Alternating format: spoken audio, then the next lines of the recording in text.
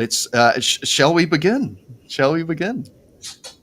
Okay, so I'm going to pass this first question to Didi and Amand, and like I said at the beginning of the conversation, this is the beginning of the year. We have a lot of new members entering into the, I guess you might call it the Barden-oriented sort of community. People are coming at it, discovering Barden's work and Hermetics in general, writ large, through other various teachers who are starting to proliferate on the internet. And so people are having to explore and find I guess, the modern translators that they like, or maybe they're just, they're keen to just go, full vanilla Barden, and that this is all I need. Perfect. Okay. However, as people who are instructing, sharing knowledge and wisdom and teaching and coaching and translating and sharing information as much as we are, there are some common fundamentals that are, I guess we might call them evergreen in their utility, and they're just valuable because when, as a teacher, we get a lot of the same questions, and some of these questions can be answered by reminding people who are asking us of the importance of these fundamentals. So, to bring it all back around, Didi and Armand, what tips have you got for those who are just starting out on the path? And I mean, when I say the path, I mean that in a broad term, not necessarily completely Barden-centric, but with that sort of theme at the core. Okay. You start? Yeah. So, oh wow. Yeah. I think everyone starts for a reason, I guess. So be very clear on why you're on this path, as clear as you can right now, because you might not see what you cannot see yet, but something is motivating you to look further, to look inside, to go into yourself, and yeah. So, is there something that you can recognize in yourself that you feels like, yeah, that's a thing I'm dealing with right now, and I want to overcome something? Be very clear. So, because as you start reading Barden, for instance, you start reading it, I would say read through the whole thing, and that can be a challenge if it's new for you, because there's things in there that you're like, wow, some things it's just might be too much or to understand or to grasp, but then very consciously underline or mark some of the things that really resonate with you. So as you read it, just notice like what is sticking out for you. So I always say to people, be careful not to think that you have to do the whole thing 1, 2, 3, 4 in that way, because it could be so overwhelming for you. So take a marker or something. Not if you have the original binded version, by the way. Don't do that. It's worth $1,000 right now, something like that. So use a pencil maybe, or do something. But I would really work with this internal, the internal, So it's tuning fork, really. So what sticks out for you, and then think about what how that relates to what got you into the training, and start there. Obviously, there are some fundamentals which are super important. I mean, level 1, step 1 with the mental training, really do these, and stick to them.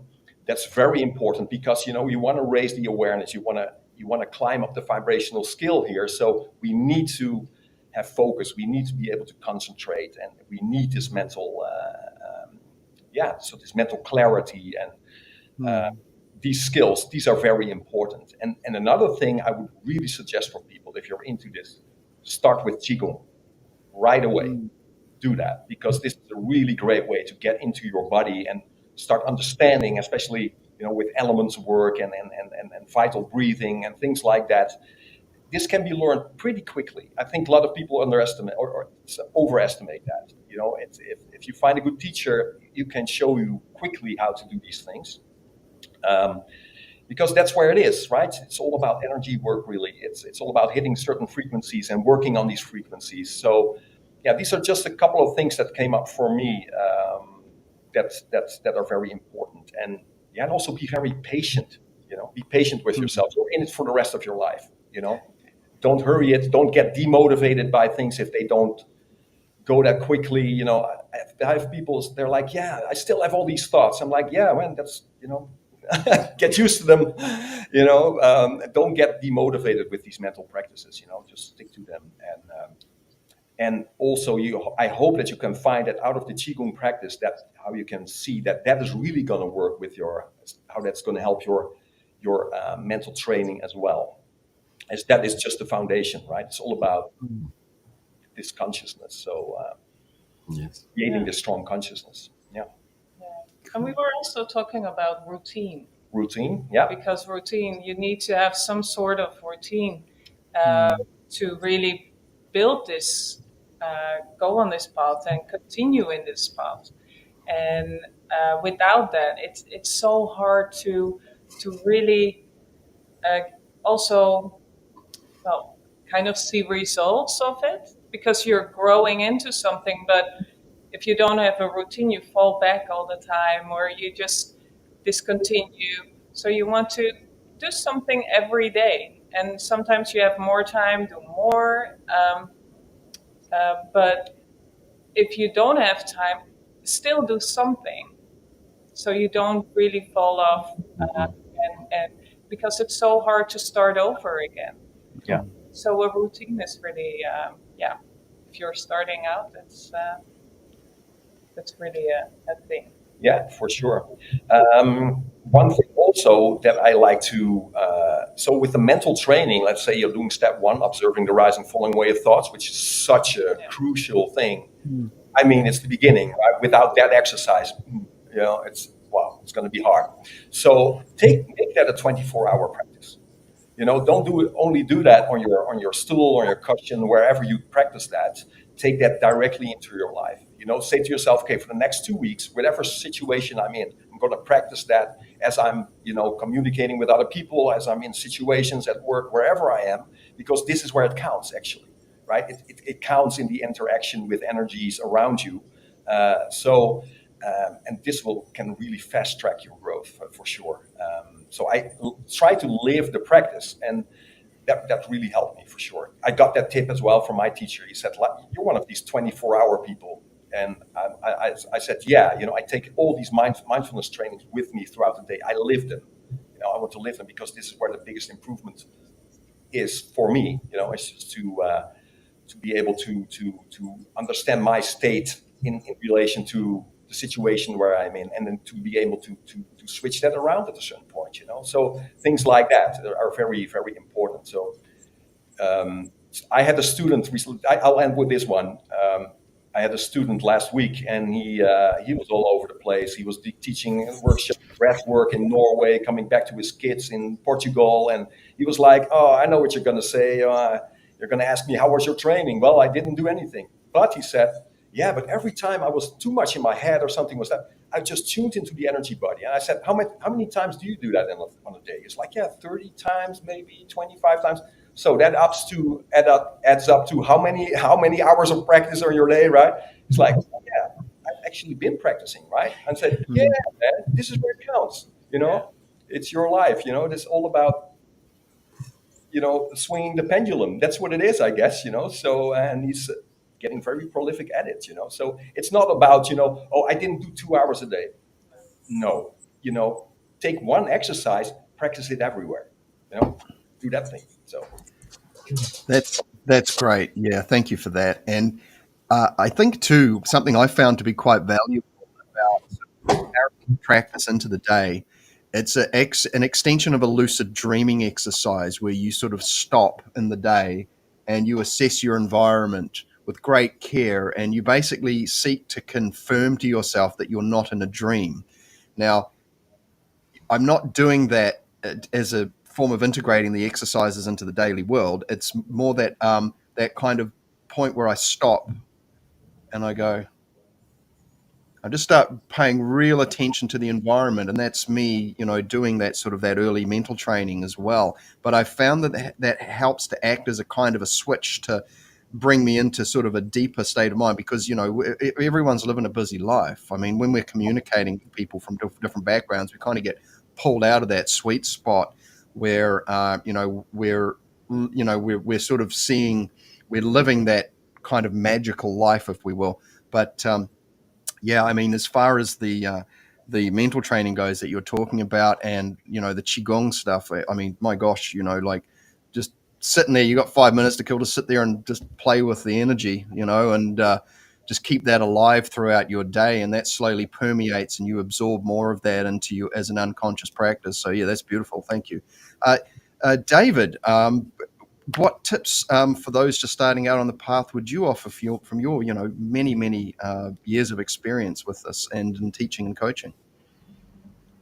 Um, First of all, what comes to my mind is the question, what is the path, right? Oh yeah. Right? What is the path, right? That you are a unique individual, right? Like every person that comes to me, I have to have like some one-on-one interaction with them to help them, right? Because they're all unique, right? And so you have a unique path, okay? That is going to be what?